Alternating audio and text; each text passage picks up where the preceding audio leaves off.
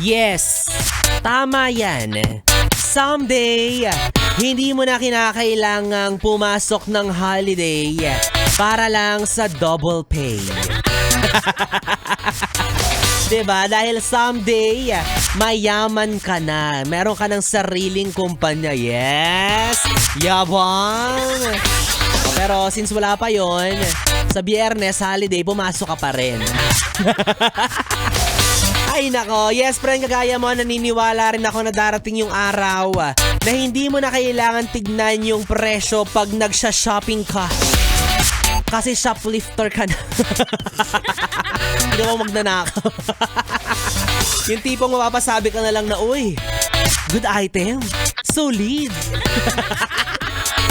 O wag mong gagawin yan. Yan ang pinaka-wag na wag mong gagawin sa buong buhay mo, 'di ba? Alam ko, malikot yung kamay mo pero gamitin mo lang yan sa asawa mo, ha? O kasi 'di mo may kasabihan tayo, sabi ng mga matatanda, hindi na baling manampal ka, wag ka lang magnakaw. Sabing ganon? Sinabi nila yon, sinagsabi no. O bakit ba nila nasabi yun? Siguro, though mali naman yun pareho, no? Pero ang ibig sabihin lang siguro nun ay mas mahirap ibalik ang tiwala sa taong minsang nagnakaw kesa sa taong minsang nakasakit. Oo. Sabi nga nila, kung makatampal ka, diba? Hindi mo naman siguro yun gagawin ng walang mabigat na rason, walang mabigat na dahilan. Kaya hindi ka pa rin kahit papaano pangiilagan. Diba? Unlike sa mga magnanakaw, onting kibot, kilabot ang dulot. Again, pero mali yun parehas, ha? Huwag yung gagawin. Utang na loob, hindi naman para manampal ka na lang din dyan bigla. Kahit pikon na pikon ka na, huwag mong gagawin, ha? Oo, kaya yung mga yes friend natin, 'di ba? Yung mga TH na o yung mga tamang hinala, ultimo sinampay mong panty, itatago mo kasi feeling mo nanakawin niya kahit may mantsa. Hala? Grabe na ang pagdududa. O 'di ba? Ganon kahirap ibalik ang tiwala sa mga magnanakaw. Pero ewan ko, sa mga magnanakaw na politiko, bakit ang bilis-bilis na makuha ulit yung loob ng masang Pilipino? Onting sayaw, onting kibot, onting budots.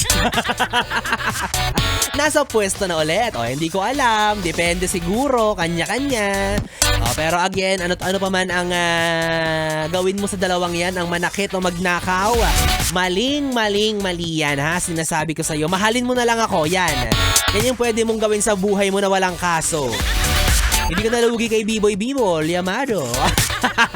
Charot lang. Baka bigla ka maghanap, baka sabihin mo bigla patingin.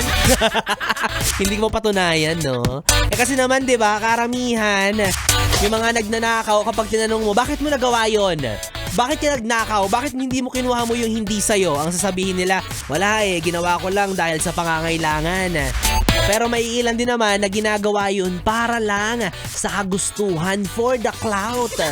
Diba? For the luho, or for being so obsessively materialistic. Yan. Ang hoin ng term. Diba? So lesson, kapag hindi mo kayang bilihin, wag mong nanakawin. Okay. Paano ba yan? Magkano ba kumis sa'yo? Kasi kung walang presyo, magnanakaw na lang ako. Kakainis.